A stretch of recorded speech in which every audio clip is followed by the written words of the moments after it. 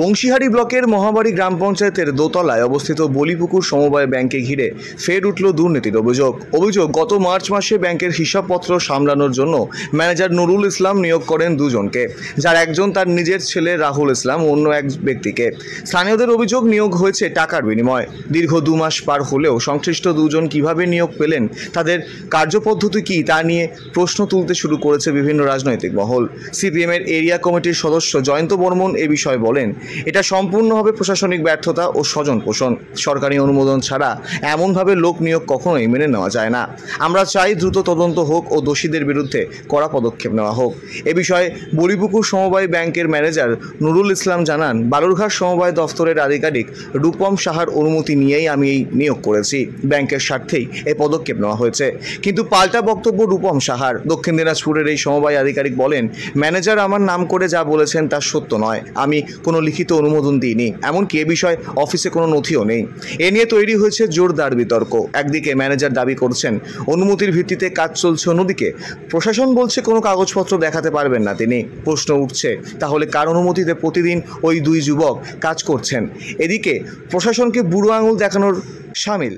স্থানীয় বাসিন্দারা দাবি করেছেন, অবিলম্বে স্বচ্ছ তদন্ত করে দোষীদের শাস্তির ব্যবস্থা করতে হবে, নইলে ভবিষ্যতে আরও বড় দুর্নীতির পথ প্রশস্ত হবে বলেই আশঙ্কা করছেন সচেতন মহল। এখনো কিভাবে কাজ করছে তারা? আমাদের স্পেশাল অফিসার আছে, আমাদের তো বোর্ড নাই। স্পেশাল অফিসারকে আমি জানালাম, আমার 2 জন স্টাফ কমে গেল। একজন বিবাহের সম্পর্কে চলে গেছেন বালুরঘাট, 1 বছর যাবৎ কোনো চিঠিপত্র নাই, ওর আসছে না। আর একজন মার্চে আমাদের রিটায়ারমেন্ট হয়ে গেছে কাজের চাপের জন্য। আমি স্পেশাল অফিসারকে জানালাম, স্পেশাল অফিসার বললো ঠিক আছে, 2 জন আপাতত চালাও কাজ নিয়ে, এভাবে কাজ করছে। রেজুলেশন করেছে, উনি রেজুলেশন করেছেন এবং উনি অর্ডার করেছেন। তো কিন্তু যেটা প্রেসিডেন্টের মদতে কিছু টাকার বিনিময়ে তারা 2 জন ঢুকেছে। না, টাকা পয়সার বিনিময়ে কোনো ইয়ে নাই।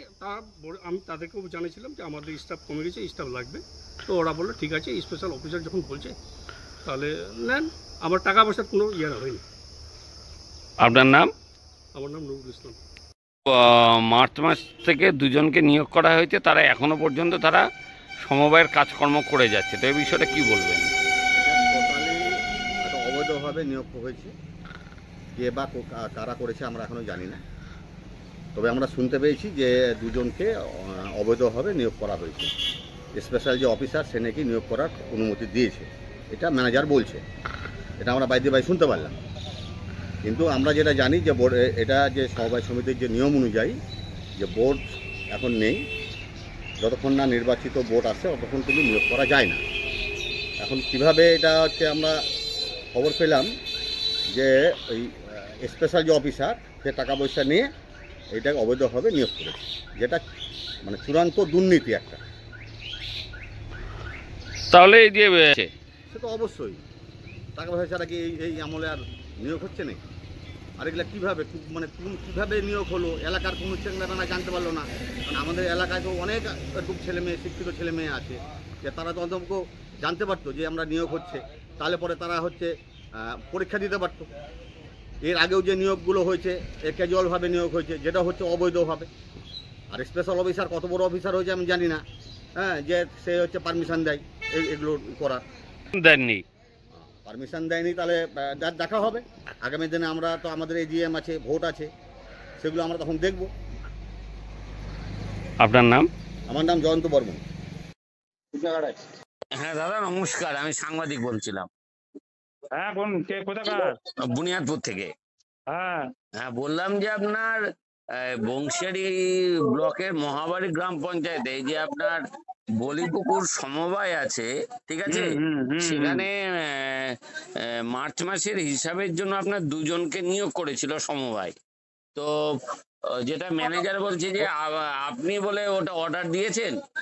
ম্যানেজার দেখাক না, আমি যে অর্ডার দিছি ম্যানেজার দেখাক। বলছি যে আপনি অর্ডার দিয়েছেন। ভুলভাল কথা। ঠিক আছে, রাখুন, আমি একটু ব্যস্ত আছি। আচ্ছা।